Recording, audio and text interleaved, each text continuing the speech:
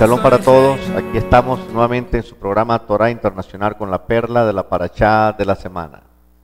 Hoy nos toca la parashá número 22 del ciclo anual de Torah del año 5776, correspondiente al año 2016 de nuestra cuenta del año secular. Nos toca la parashá Vayahel. Esta parashá comienza en el capítulo 35 y es muy larga y abarca hasta el capítulo 38, Pasuk 20, es decir, que ocupa prácticamente 3 capítulos y medio. Es la penúltima parashá del libro del Sefer Shemot, ¿no? Esta parashá comienza con una convocatoria que hace Moshe a los hijos de Israel y la primera parte habla sobre el Shabbat, luego la segunda parte algunas donaciones que se piden para el Mishkan, el tabernáculo, algunas instrucciones relacionadas con la construcción del mismo, los aportes que luego cada hombre dio al tabernáculo, las labores, se destacan las labores de algunas mujeres piadosas de Israel, y la designación de algunos hombres talentosos y con destrezas, orfebres, artesanos, que eran los diseñadores del tabernáculo. Y llegó un momento, pues, cuando Moshe, luego de ver que todo el pueblo traía las ofrendas correspondientes, dijo que bueno, que no traigan más porque ya es suficiente. Y luego se cuentan mucho más detalles de la construcción del Mishkan. Cuando uno se para a considerar esta parashá, uno tiene que tomar siempre en cuenta que las divisiones por parashot, o sea, por porciones, es una división artificial de las escrituras. Y lo mejor es estar pendiente en la división natural de la propia Torah, ¿no? Que es por porciones que llamamos parshiyot, o sea, una parshiyá es una estructura del texto hebreo. En cambio, la parashá Vayahel es el comienzo de un nuevo recuento, o aparente nuevo recuento, porque la parashá anterior, que es la parashá Kitizá, termina con episodio cuando Moshe se puso un velo a causa de la radiancia o del esplendor o del brillo de su rostro. Así termina la parashá Kitizá. Luego, yuxtapuesto con este episodio, Moshe dice que convoca a toda la congregación de los hijos de Israel y les dijo, estas son las palabras que el Eterno ha ordenado para hacerlas.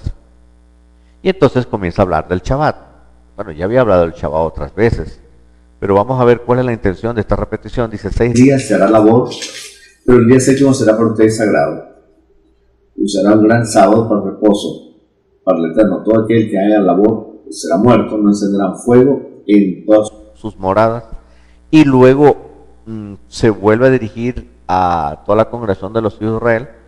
Dice, esta es la palabra que ordenó el Eterno, diciendo, tomen de ustedes ofrendas para el Eterno. Esta ofrenda que está pidiendo acá es exactamente similar a la misma petición que se hizo varias parashá atrás, en la parashá Teruma. Allá era o estaba revelada la intención del Eterno cuando le revela a Moshe para que cuando llegue el momento de pedir oro, plata, cobre a los hijos de Israel y otros elementos para la construcción del santuario, la repetición acá es porque ahora ha llegado el momento histórico concreto en el cual Moshe hace la petición que había sido revelada antes en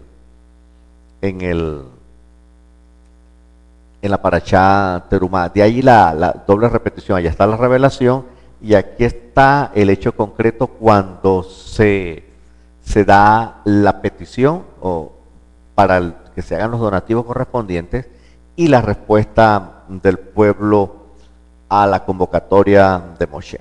Pero les decía que debemos detenernos porque la Torah está yuxtaponiendo o poniendo junta dos cosas muy distintas.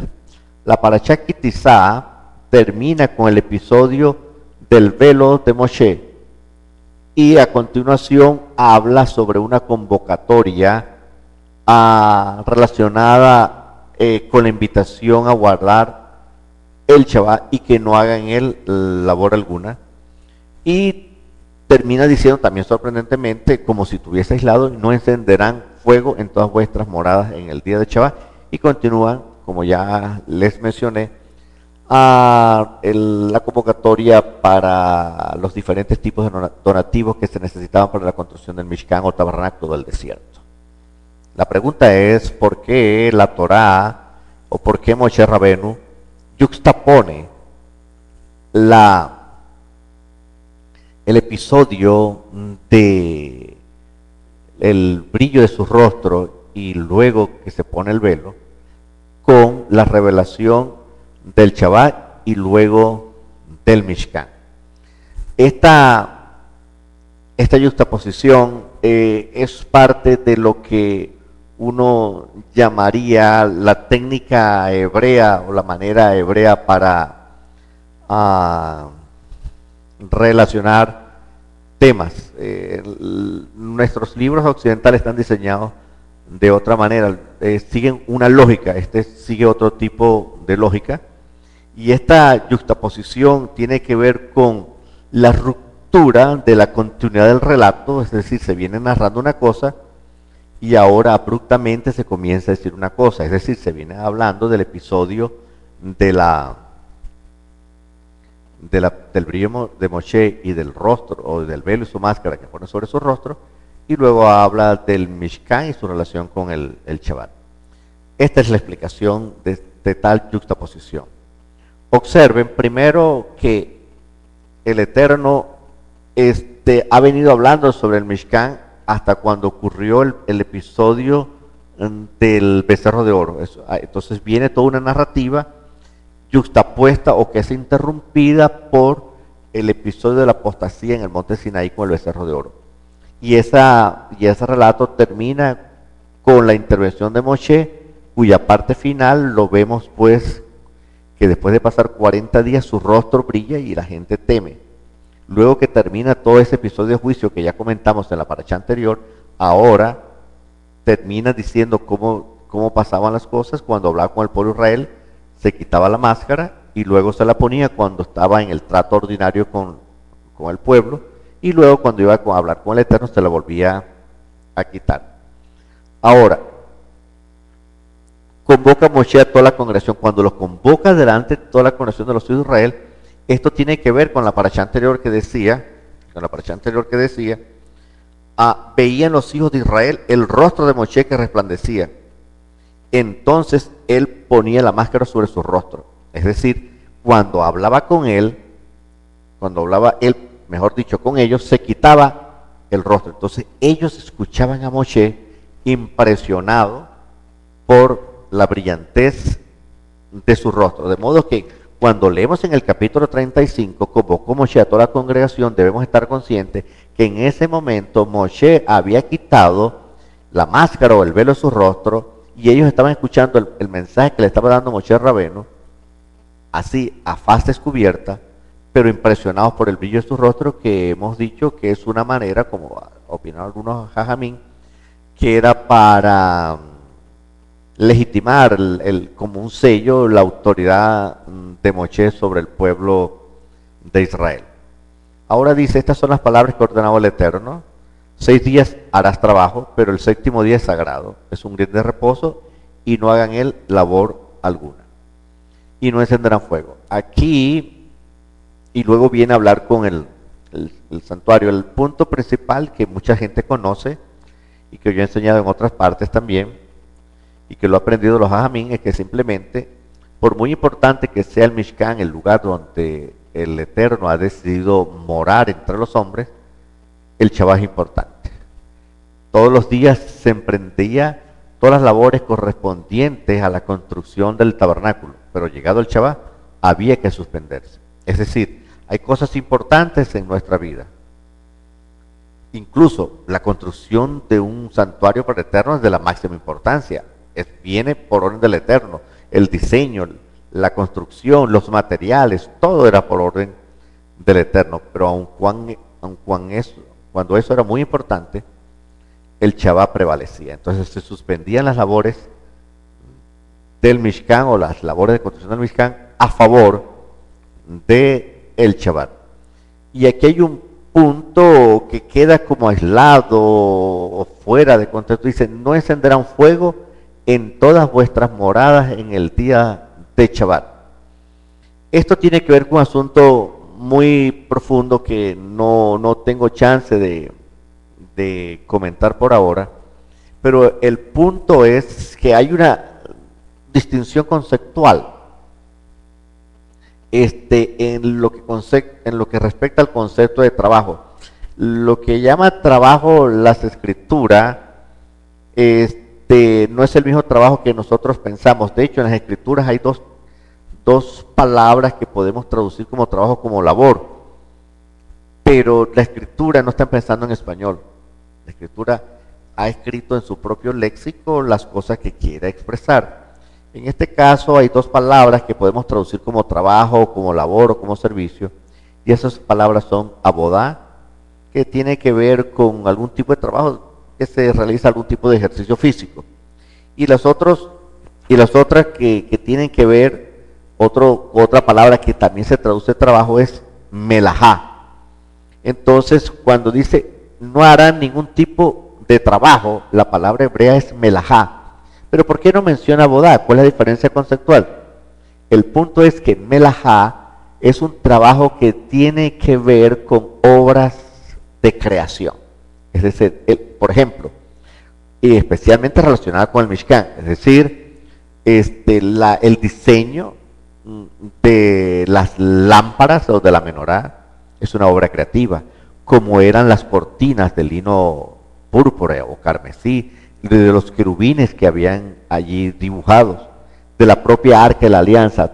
Todos los elementos del Mishkan, en un sentido especial, eran melajot, es decir, obras que procedían de un genio creativo, es decir, agarrábamos el mundo y sus materiales y lo transformamos para la gloria del Eterno. Entonces eso significa que lo que está suspendido en Shabbat no es el trabajo físico, sino el trabajo físico que lleve a una obra de creación. Y ese es justamente el concepto Shabbat inicial desde el principio en el libro de Bereshit. En el libro de Bereshit dice que el Eterno descansó de toda labor, de todo trabajo. Entonces, claro, es que el Eterno no descansa, él por definición de Dios no se cansa. Lo que quiere decir es que descansó, es decir, reposó, es decir, había cesado de hacer todas aquellas cosas que correspondían a obras creativas, es decir, los peces, los animales, las nubes, el sol, las estrellas, las galaxias, los animales y finalmente el hombre y la mujer. Esas son obras que el Eterno había hecho, son obras creadoras. Entonces, el Eterno se refiere a eso. Y como ejemplo paradigmático de una obra que no ha de hacerse en Shabbat es encender fuego, asunto que ha sido malentendido por la tradición cristiana. Creen que se refiere que nosotros no podemos encender una lámpara o algo así, aunque no se debe encender, ni prender autos, aunque no se debe encender. El punto no es tanto que encender fuego se refiere a que tenemos que ir a la montaña, entonces con un hacha en la espalda, luego caminar unos cuantos kilómetros, cortar la leña y venirnos para atrás con 3-4 kilos de leña para ponerlo en el fuego. No se trata de eso. Se trata que el fuego es, digamos, el ejemplo paradigmático de una obra creativa del hombre. Toma dos elementos, dos piedras, pedernal, y crea fuego. Eso es lo que está el Eterno permitiendo. Entonces, la obra máxima, con los mínimos elementos posibles del mundo, hace una creación, se crea el fuego. Entonces, como agarrar, qué sé yo, una cerámica y hacer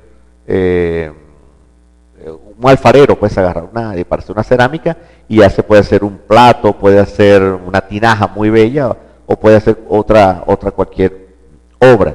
De eso se trata. Pero en este caso está tomando un elemento del mundo y lo está transformando en una obra de arte, ya sea para uso público o por uso secular o sagrado. Aquí el fuego representa, como decía, la obra máxima de creación del hombre con los mínimos elementos del mundo a fin de crear algo nuevo. Se trata de suspender toda actividad humana. En otras palabras, el Shabbat es una renuncia que el hombre hace por mandato del Eterno a seguir transformando el mundo. El mundo se detiene. La obra del hombre es transformar el mundo para gloria del Eterno y beneficio de la sociedad, del hombre, para el confort, el bienestar, para el progreso de la ciencia y la tecnología, pero en este momento no. Renunciamos al ejercicio de la creatividad a favor del hombre. A eso que se refiere. Entonces, en su momento mostraremos cuáles son los 39 melajot, los 39 trabajos que la sabiduría judía infiere del Shabbat, o mejor dicho, de la relación entre el Shabbat y la construcción del Mishkan.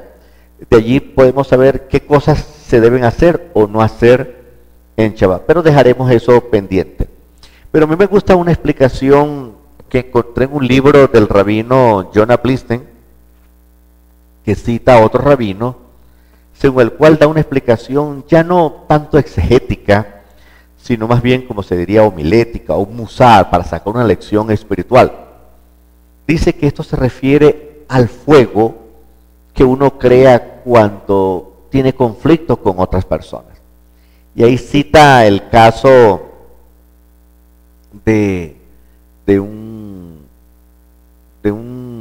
rabino que dice que, bueno, esto se refiere cuando le fue a consultar un judío, pues normal, a su rabino, que mira, tengo problemas con la esposa, ella nunca tiene el tiempo necesario, ni dispone las cosas de modo que cuando llegue el Shabbat, ella tenga todo listo. Siempre tenemos un problema en Shabbat por eso, porque cuando vamos a celebrar el Shabbat, todavía falta parte de la comida, el pescado no está, en fin, cada Shabbat es un problema. Y entonces él dice, no, el que dice que no se puede encender fuego en Shabbat, en ninguna de sus moradas. Porque eso es interesantísimo. No se puede tener problemas en Shabbat. Entonces, claro, esta no es la explicación exegética, es un musar. Se aprovecha del texto bíblico, la sabiduría judía, para conseguir una lección espiritual importante. Y entonces está prohibido en Shabbat encender fuego, es decir, encender problemas que solivianten las pasiones y creen conflictos. Entonces aquel joven le exponía al rabino pues que los problemas que se crean por el Shabbat, y eso está prohibido por la Torah, y mira lo que dice acá, el muchacho se sorprende. Entonces lo que tienes que hacer para evitar que haya fuego en las moradas del día de Shabbat es simplemente cooperar con tu esposa. Ayúdala para que ella pues se pueda aliviar la carga y ella tenga su comida preparada a tiempo, que es lo que tú necesitas. Y hay otra historia parecida también, que había un problema entre un esposo, pero no tanto así como tan candente como el anterior, sino que el esposo le gustaba un postre que hacía su esposa, pero la comida de Shabbat era tan abundante que cuando llegaba el postre que le gustaba que hacía su esposa, ya el hombre estaba lleno y no disfrutaba del postre. Dice, no, yo quiero comer ese postre, una especie de lo que nosotros aquí en Venezuela llamamos como un pequeño cupcake, que le dicen ahora, ¿no? Ponquecito, algo así, ¿no? Una pequeña torta, con pasas y todo lo demás, y el hombre estaba inquieto. ¿Por qué mi esposa me hace esto? No puedo disfrutar del Shabbat porque lo mejor que ella hace es ese postre, y como el postre es al final, yo tengo que esperar hasta el final, pero cuando llego al final ya yo estoy ya más que harto y ya no lo quiero comer. Entonces se fue a quejar al rabino, mira, ¿cómo hacemos para que mi esposa me dé el postre antes? Entonces la esposa que estaba ahí presente en esa consejería le dice, pero es que es el postre y el postre es al final. Y es el postre que le gusta y es la comida favorita que yo le preparo para él. Lo hago con mucho gusto, pero le decía, pero lo haces con mucho gusto, me gusta, pero yo no lo puedo comer porque estoy ya harto de todo lo que he comido, el pescado, la sopa, el helado, todo. Entonces el rabino, viendo que no había solución, entonces dice, bueno, de ahora en adelante la solución es esta, para que no haya más conflicto, no haya fuego en sus moradas. Vas a hacer 2 postres. Uno para que lo coma al final, como usted quiere, señora, y uno para que lo coma al principio, para que él disfrute también de su postre al principio, como él quiere disfrutar. Y así se resuelve el problema. Entonces, esto es muy lindo.